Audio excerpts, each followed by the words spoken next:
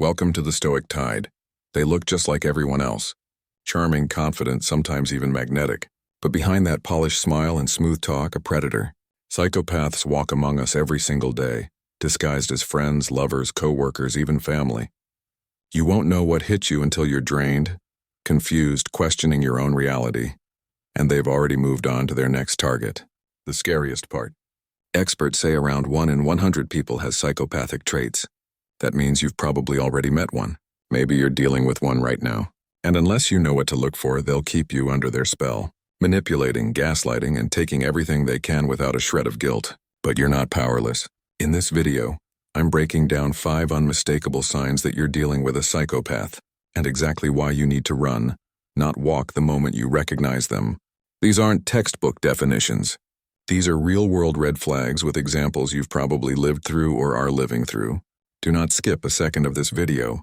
Missing even one sign could cost you years of your life. Emotional abuse, broken trust, wrecked self-esteem. It's what they do best. But today we're putting an end to it. Hit that subscribe button, turn on notifications, and let's get into it because what you're about to learn could change everything. Let's move to number 1, superficial charm and initial manipulation.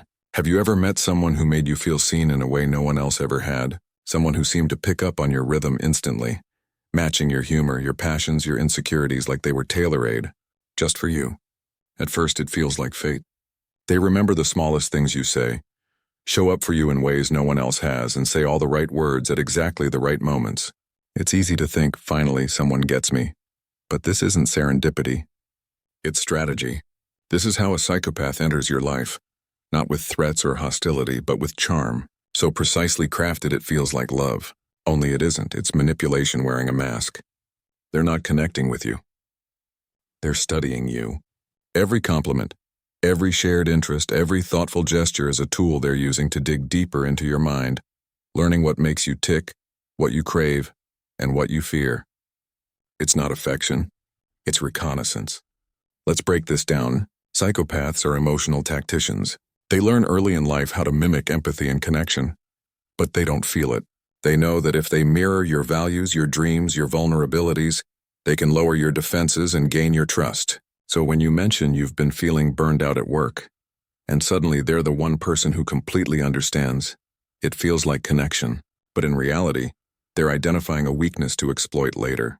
Let's say you told them once casually that you're obsessed with true crime documentaries. The next thing you know, they've put together a binge-watch night, snacks included, referencing details you barely even remembered saying. At first, it's flattering. But look closer. This isn't about shared joy. It's about control. It's about building the illusion of intimacy fast, so you let your guard down faster. That's how love bombing works. It's not chaotic or wild. It's systematic. You're showered with validation, affection, attention, and availability. Your phone is blowing up with sweet texts. They're talking about your future together within weeks. They make you feel chosen, special, safe. But the truth is, it's all conditional. Because the moment you say no or take back a little control, maybe you don't respond right away. Maybe you question something they said. The switch flips. The warmth turns to ice. Suddenly they're distant, cold, even irritated, and you're left wondering what you did wrong.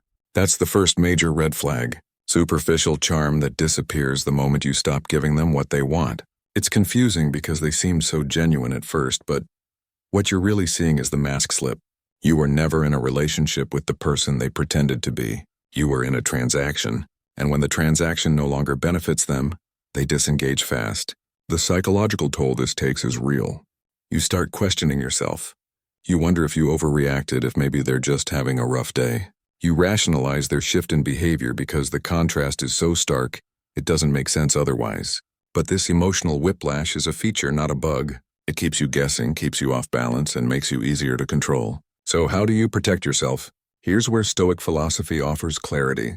One of the core ideas in Stoicism is the distinction between what you can control and what you can't. A Stoic doesn't seek to control others. They focus on mastering themselves. That means recognizing when your emotions are being hijacked. It means slowing down, observing the facts, and resisting the urge to react emotionally to intense charm or sudden coldness. It means asking yourself, am I being loved or am I being studied? When you feel overwhelmed by charm, when someone seems too perfect too quickly, pause. Real connection builds slowly through mutual understanding, not scripted gestures. If someone is rushing intimacy, overwhelming you with praise, adapting to everything you say without friction, that's not authenticity. That's manipulation. Trust your gut. Often your instincts will whisper before your mind catches up. That uneasy feeling when someone seems too good to be true, that's not paranoia. It's pattern recognition. Your brain is picking up on inconsistencies you haven't consciously processed yet. You don't need to panic. You don't need to fight. You just need to observe. Stay grounded. Take space. Let time reveal who they really are. Because psychopaths can't keep up the performance forever. Eventually, their true self will surface, especially when you assert a boundary or disrupt their control. In the end, Stoicism isn't about shutting off your emotions. It's about understanding them and refusing to let someone else dictate them. You can still be kind, warm, and open, but do it with your eyes wide open. Know that not every perfect connection is real. Some are traps dressed up as love. So if someone's affection feels more like a spotlight than a steady glow, too intense, too tailored, too sudden, pause. Take a step back. That's your first sign. The charm isn't a gift. It's bait. And the sooner you recognize it, the sooner you can protect yourself from the damage that follows. That's sign number 1. Now let's talk about the second warning sign that you might be dealing with a psychopath. Pathological lying and manipulation. You're sitting in your car, scrolling through your texts, heart pounding. You know what he said yesterday.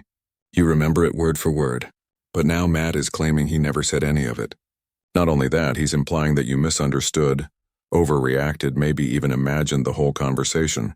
He's calm, collected, confident. Meanwhile, you're spiraling. You start second-guessing yourself. Did I misinterpret it? Did I come off too strong? Maybe I am overthinking things. This is what pathological lying and psychological manipulation look like in the real world. Not just as vague concepts, but as daily experiences that slowly chip away at your sense of reality. And if you've ever been in a situation like this, you're not alone. This is sign number 2 that you might be dealing with a psychopath. And it's one of the most dangerous because it doesn't just confuse you, it rewires you. People like Matt don't lie the way most people lie. This isn't about avoiding conflict or saving face. Psychopathic lying is compulsive and strategic. They lie when they don't have to. When the truth would be simpler, easier, they lie because it gives them power. Controlling the narrative means controlling your perception and eventually controlling you. They craft stories with disturbing ease. Stories about their past, their friends, their job, their emotions. They might tell you about a traumatic experience that earns your sympathy only for you to later discover that details keep shifting. What was once a tragic accident becomes a violent betrayal, depending on who they're talking to. One day they were raised by a strict single father, the next a neglectful mother. You start noticing the cracks, but each time you question them, they twist the story again. They might get angry or play the victim. Somehow you always end up feeling guilty just for asking. And this is where it gets truly toxic. Gaslighting, that deliberate psychological war of making you question what you know to be true. They say something cruel, then later insist it never happened. They make a promise, break it, and then deny ever agreeing in the first place. They push your buttons, then accuse you of being too emotional when you react. Over time, you stop trusting yourself. You stop speaking up. You start filtering your thoughts through a fog of self-doubt. Let's return to Matt for a moment. He tells you that your coworker Jen has been talking behind your back. He says he's just looking out for you. Meanwhile, he's telling Jen that you have a problem with her. He stirs the pot from both sides, quietly enjoying the chaos he created. It isolates you, makes you feel paranoid. The only person who seems to understand what's going on. The only one who seems to have your back is him. But it's a trap. He's manufactured the drama to ensure he remains the center of your emotional world. This tactic is called triangulation, and it's devastatingly effective. It cuts you off from support while elevating his role in your life. Psychologically, what you're dealing with is someone who lacks a functioning moral compass. Psychopaths don't feel guilt the way you do. They don't struggle with remorse. Their lies aren't slips, they're weapons, and they wield them with precision. They understand the emotional weight of words. That's why they include just enough truth in their lies to make them believable. They study you to see what version of reality you're most likely to accept, and once they find it, they stick to it with unnerving conviction, even when caught red-handed. What can you do when you're caught in this kind of mind game? Here's where stoicism can be a lifeline. One of the core tenets of Stoic thought is learning to distinguish between what is within your control and what is not. You cannot control someone else's truth or their refusal to tell it, but you can control your response to it. Stoicism teaches emotional discipline, not detachment. It means observing without immediately reacting, stepping back and asking, is this true or is this manipulation? You don't need to convince them. You don't need to win the argument. You need to protect your mind, your clarity, your peace. Document what happens. Write down conversations, dates, events, not to use against them, but to remind yourself what's real when the lies start piling up. Give yourself hard evidence when your brain starts to waver. Talk to people you trust outside the influence of the manipulator. Let them remind you of who you are, of what really happened. And most importantly, when you notice these patterns, when the truth is constantly shifting, when your memories are under siege, when you're made to feel unstable for asking questions, recognize it for what it is, psychological warfare. You are not broken. You are being broken down by someone who sees your confusion as an opportunity for control. That's your second unmistakable sign that you're dealing with a psychopath. Pathological lying and psychological manipulation. And it's not just a reason to worry. It's a reason to run. Because the longer you stay, the further you'll drift from your own reality. And once that happens, getting back to yourself becomes a much harder battle. If you found these insights valuable, let me know by commenting yes below. Your thoughts matter, and I'd love to hear from you. 3. Lack of empathy and emotional depth. Have you ever poured your heart out to someone, told them about your struggles, your heartbreak, your fears, only to be met with a hollow stare or a flat, too perfect response that made your skin crawl? You sit there emotionally exposed, hoping for comfort, only to feel like your pain bounced off a wall. That moment when someone hears your vulnerability and reacts like they're watching a scene in a movie, instead of living it with you, that's a glimpse into what it feels like to be with a person who lacks empathy. And that's the third major sign that you're dealing with a psychopath. Psychopaths can observe emotion. They can recognize it, label it, even imitate it with unsettling precision, but they cannot feel it. Not the way healthy humans do. What you're experiencing with them isn't connection. It's performance. It's like watching someone deliver a flawless monologue in a play. Everything is in place. The right words, the right expressions, but something is missing. That intangible human spark, the soul of it. Empathy is the heartbeat of emotional connection. It's what makes us flinch when someone else is hurt. What allows us to sit in silence with a grieving friend and feel their sorrow in our own chest. Psychopaths don't have that capacity. They're emotionally deaf. They see your feelings like someone watching a movie on mute. They can describe what's happening, but it doesn't touch them. And because of that, their responses to suffering can feel bizarrely off. When you're anxious or heartbroken, they may offer advice that sounds logical but feels robotic. Or worse, they might respond with annoyance because your distress is inconvenient to them. They don't process your sadness as something to hold space for. They see it as a disruption to their comfort or control. This emotional vacancy isn't just hard to understand. It's dangerous because psychopaths view people not as individuals with worth and dignity, but as tools. You're useful or you're irrelevant. That's it. This isn't the same as selfishness. Selfish people can still feel guilt.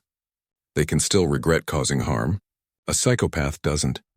To them, your emotions are data, something to study, manipulate, or weaponize later. You'll notice it in subtle, unsettling ways. You're grieving the loss of someone and they make a joke about it or brush it off. You're telling them about something that shattered you and they look more bored than moved. These aren't just signs of emotional immaturity. They're windows into a mind that does not operate like yours. You may try harder, thinking if you explain it differently, show more emotion, they'll finally get it. But they won't. They can't. Even their closest relationships suffer from this lack of depth. They can mimic love sometimes for months or even years, but eventually the mask slips. They grow irritated by your need for emotional connection. They become cold, distant, and you're left wondering what changed. The truth is nothing changed. You just ran out of usefulness or the performance became too exhausting for them to maintain. And when you show vulnerability, true vulnerability, they don't meet it with compassion. They store it like ammunition. That thing you told them during a late-night conversation, the secret you shared when you thought you were safe, it's now in their arsenal. One day when you're hurting, they'll use it against you. Twist it to shame you or break you down. That moment reveals everything you need to know. Stoic philosophy offers a powerful lens here. The Roman philosopher Seneca once said, "We suffer more often in imagination than in reality." When you're in a relationship with a person who lacks empathy, your imagination will fill in the emotional gaps. You'll want to believe they care. You'll interpret crumbs as love, mistaking cold analysis for concern. But Stoicism teaches you to ground yourself in what is, not what you wish it were. If someone repeatedly meets your pain with indifference or self-interest, believe them. Don't chase their potential. See their patterns. What's within your control is your own emotional clarity. Pay attention to how you feel around them. Not just during the highs, but when you're low. Do they lean in with warmth or do they withdraw? Do they use your feelings as a bridge or as leverage? Stop waiting for empathy to show up where it doesn't exist. Protect your emotional truth. Don't try to fix someone who doesn't even see the problem. So ask yourself, have you ever been in a relationship where you felt emotionally alone even when the other person was physically there? Where you shared your soul and received a lecture or a smirk in return? Did it ever feel like your pain was being studied instead of shared? If that resonates, I want to hear from you. Drop a comment below and let's talk about it. How did you recognize the lack of empathy in someone close to you? What finally opened your eyes? And if this is helping you connect the dots, subscribe now. You're not just watching a video. You're taking back your power. You're becoming someone who can see clearly, act wisely, and protect your peace. 4. Parasitic lifestyle and systematic exploitation of others. It starts so subtly you don't even realize what's happening. A borrowed car, a week-long stay that stretches into months, a shared credit card just for emergencies. They never frame it as taking. They call it sharing, supporting each other, or building a future together. But the truth is darker. You're not in a partnership. You're being harvested. This is the 4th unmistakable sign you're dealing with a psychopath, a parasitic lifestyle, and systematic exploitation of others. Not someone who occasionally leans on you in hard times, but someone who makes a lifestyle out of using people as stepping stones. Someone who sees your time, your money, your energy, your space not as yours but as theirs to access, drain, and discard. Let's say you meet someone like Erin. She's charismatic, full of ambition, constantly dreaming up business ventures, travel plans, and exciting ideas for the future. At first, it's inspiring. She makes you feel like life could be bigger, fuller, more exciting. But those dreams always seem to come with a price. There's always a roadblock, an investor who backed out, a family emergency, a temporary cash flow issue, and you're the solution every time. She frames each request as an opportunity for both of you. It's not about her needing help. It's about you two building something great together. So you loan her a bit of money. She promises to pay you back next week, then next month, then never. You let her crash at your place for a few nights. Before you know it, she's moved in, stopped contributing, and subtly made your home hers. These violations don't come all at once. They creep in, one small boundary crossed at a time. Psychopaths don't just take, they believe they're entitled to what they take. That's the difference. They don't view your sacrifices as generosity. They see them as overdue debts the world owes them. And they don't feel a single ounce of remorse when they bleed you dry. To them, people are resources, emotional, financial, social. Like leeches, they latch on, suck the life out of you, and drop off the second you stop being useful. This parasitic behavior is almost formulaic. First, they idealize you. You're everything they've been searching for. Then once they've pulled you in, they begin the slow process of devaluing you. They question your judgment, mock your goals, make subtle comparisons to others, chipping away at your confidence. And once they've taken everything they wanted, they leave coldly, quickly, sometimes right when you need them most. But they rarely leave without keeping some strings attached. Maybe they hold on to your Netflix password, still use your Uber account, or keep a key to your place just in case. These aren't just oversights. They're tactics, tools they might need to extract more from you later. Meanwhile, you're left not just financially drained, but emotionally hollow. You question your instincts. You doubt your worth. You wonder how you didn't see it coming. The truth is, they're skilled at spotting the people most likely to give. They look for empathy, success, or recent vulnerability. Maybe you just got out of a long relationship. Maybe you're dealing with loss or starting over. They read these cues like predators tracking prey, and they don't feel shame about it. In their minds, if you were smart enough, you wouldn't have let them in. That's the cruelty of their logic. They blame you for what they do to you. Psychologically, they operate with a hollow sense of self, often masked by grandiosity or relentless charm. They don't form real bonds. They form attachments that serve a purpose. If you stop serving that purpose, your value drops to zero. This is where Stoic philosophy can become a shield. Epictetus once said, Wealth consists not in having great possessions, but in having few wants. A psychopath's hunger is endless. No amount of love, help, money, or support will ever be enough for them, because they don't want connection. They want control. You can't outgive their need. You can't fix their void, but you can protect your own. Stoicism teaches us to place our peace above possessions, our virtue above validation. When someone repeatedly takes more than they give, when your boundaries are being tested over and over, it's not your job to keep justifying your limits. It's your job to hold them not from anger, from wisdom, because once you see their pattern clearly, you no longer owe them access to your life. Recognize the exploitation for what it is. It's not just inconsiderate behavior, but a deliberate method of survival that comes at your expense. Reclaim your space, your time, your money, your self-respect, because to a psychopath, your generosity is just a resource to exploit. And the longer you wait to draw the line, the more they'll take. The sooner you see it, the sooner you can walk away with what's left intact. That's sign number 4. Next, we'll uncover the final signal that you're dealing with a psychopath, the impulsive and irresponsible. Even in the face of undeniable harm, there's a certain type of person whose life always feels like it's teetering on the edge of chaos. No job seems to stick.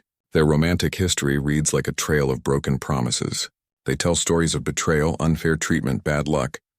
But the common thread is that somehow none of it is ever their fault. Spend enough time around them, and you'll find yourself cleaning up messes that aren't yours, carrying burdens you didn't create, and apologizing for things you never did. This is the 5th and final warning sign that you may be dealing with a psychopath: impulsivity and a chronic refusal to take responsibility. Unlike the slow, calculated manipulation of earlier signs, this one can feel almost frantic. Psychopaths crave stimulation the way a drowning person craves air. Boredom to them is unbearable. Routine is suffocating, so they chase the next thrill. Whether it's a new job, a spontaneous move across the country, or a reckless relationship, they live moment to moment with no regard for how their choices affect others. The fallout is left in their wake like broken glass, shards others are forced to walk across. Take someone like Jason. At first glance, he's magnetic. He's always talking about his big plans, new ventures, exciting ideas, but behind the charm is a consistent trail of destruction. He bounces from one startup idea to the next, never seeing anything through. He borrows money he doesn't repay, crashes at friends' places longer than invited, and when things inevitably fall apart, he spins the same narrative. It wasn't his fault. Investors pulled out. His ex was too controlling. His boss didn't appreciate his vision. That's what makes this pattern so destructive. It's not just the chaos, it's the denial.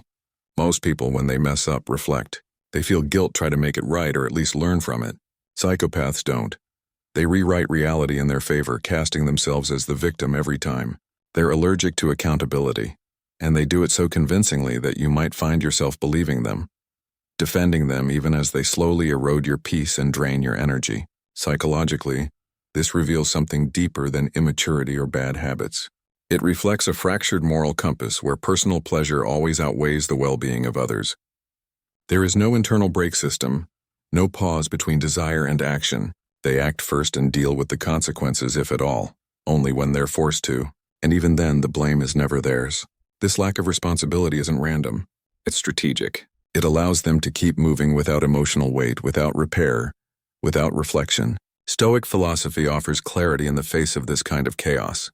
Chrysippus, one of the great Stoic thinkers, once said, "He who errs in action errs in judgment." When you're caught in someone else's storm, it's easy to feel like the irrationality around you is your fault, that somehow you didn't do enough, weren't supportive enough, weren't understanding enough. But Stoicism teaches you to separate yourself from another person's dysfunction. Their erratic choices are not your burden to carry.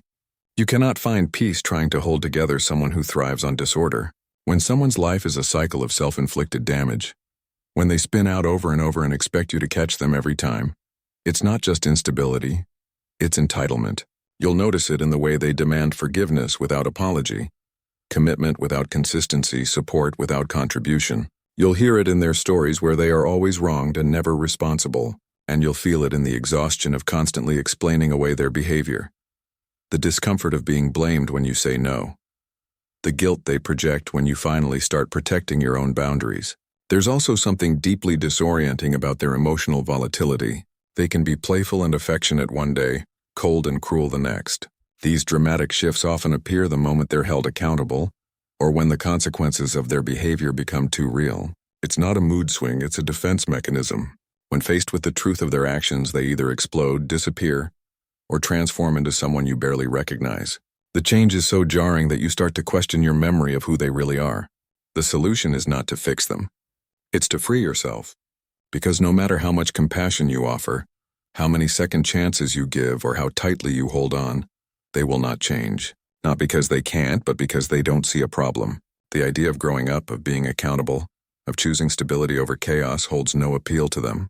The very behaviors that cause destruction are the ones they use to feel alive. You must see this for what it is. Not an unfortunate character flaw, but a way of life that will pull you under if you stay too close. Practicing Stoic detachment here doesn't mean hardening your heart.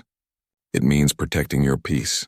It means understanding that compassion does not require you to be collateral damage in someone else's disaster. You are not obligated to fix what they continually choose to break. If any of this felt painfully familiar, you're not alone and you're not crazy. You've just seen behind the mask. Now you know the truth. And with that comes power. Don't wait for more damage. Protect your peace. Trust your gut. And if you're ready to take your life back, subscribe the Stoic Tide now. This channel is your space to heal, learn, and stay one step ahead of the manipulators. Hit that button, join our community, and never let anyone make you doubt your reality again.